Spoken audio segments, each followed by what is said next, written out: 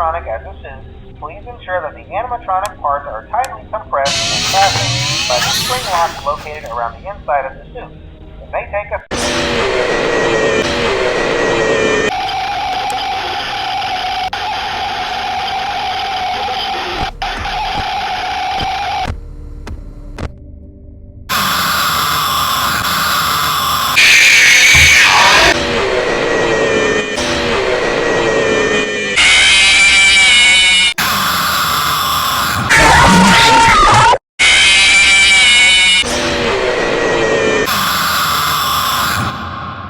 Well, it seems that your journey has ended.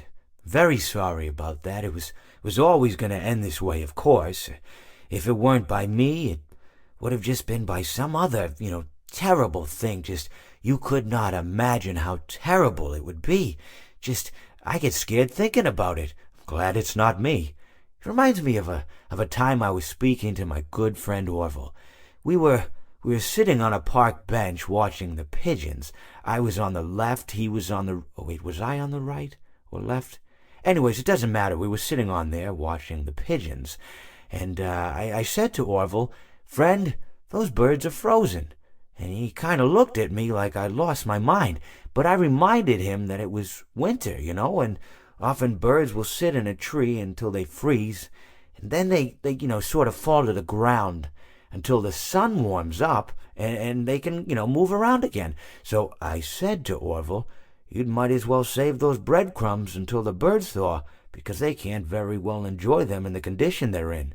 To which he asked what I meant, and asking what condition the crumbs should be in before he threw them to the birds, assuming that I meant the birds couldn't enjoy the breadcrumbs in the condition that the crumbs were in, when in fact I had meant the birds could not enjoy them in the condition that the birds were in, considering that the birds were frozen.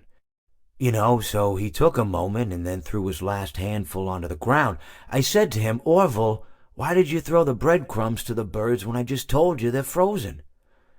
To which he responded, "The breadcrumbs are not frozen." Again, misunderstanding my words. I didn't mean to say that the breadcrumbs were frozen when I said I told you they're frozen. I'd been referring to the birds. In hindsight, what I should have said was, and this would make perfect sense, "Why did you throw the breadcrumbs to the birds when the birds are frozen?" He misunderstood upon my correction, stating that he didn't know what else to do with the breadcrumbs, and that perhaps, when the birds thawed, they'd still be able to eat the crumbs. So I said to Orville, and this is what I said to him, I said, "Orville, the birds may be dead."